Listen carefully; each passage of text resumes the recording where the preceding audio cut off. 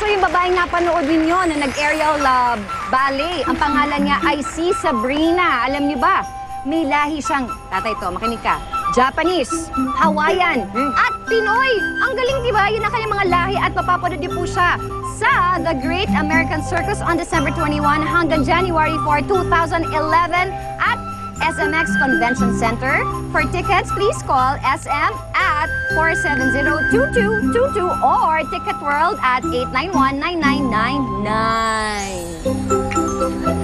Honey, let's be serious. Okay, we will be serious. Alam mo ba, every month, 50 to 70 ng mga batang may sakit na cancer ang napagagaling ng PGH. Wow! Dito sa Munting Paraiso na Wow to. naman! Yeah. Galing! At eto ang ilan sa kanila. Panoorin natin, tatay.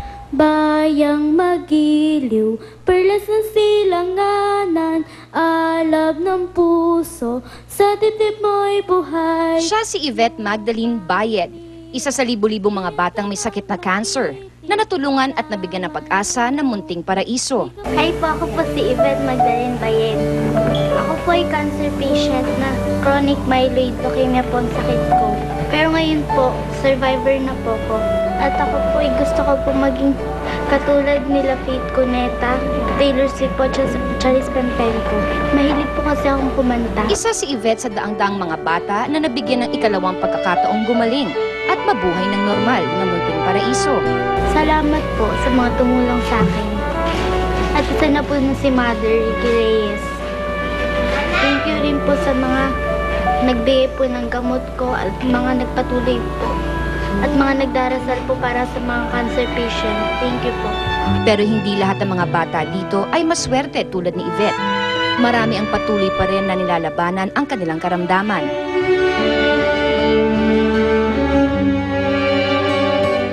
Dati po kasi, yung tiyan niya po una lumaki. Yung isang bato niya, doon lumabas yung tumor. Kaya tinanggal na yung isang bato niya. Nung dinala siya dito, malaki na yung mata niya. Ang bilis lumaki.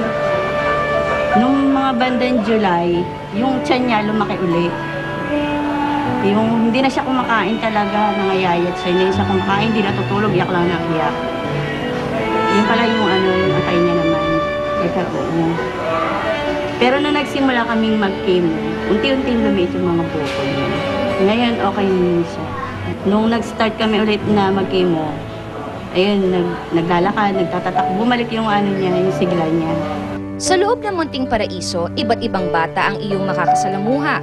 May iba't ibang kwento at iba't ibang kalagayan. Pero iisa lang ang kanilang hangad, na sana ay gumaling sila at maibalik ang normal na buhay bilang mga bata.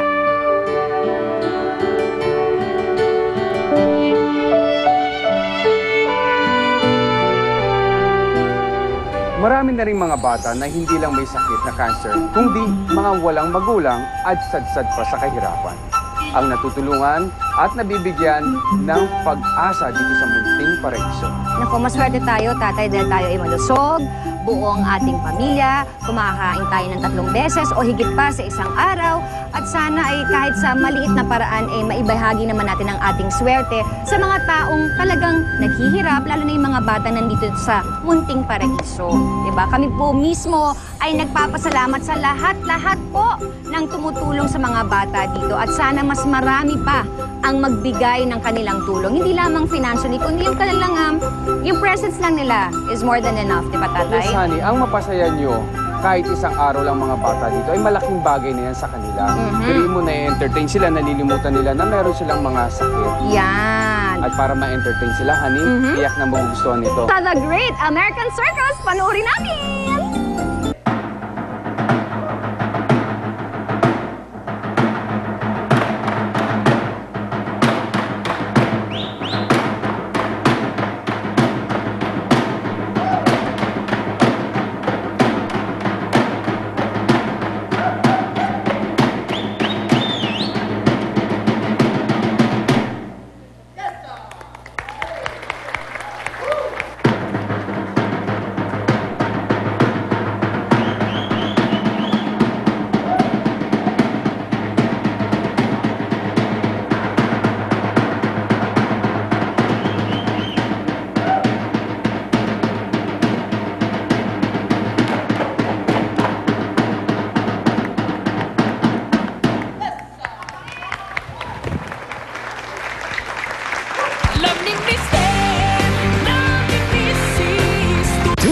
to go,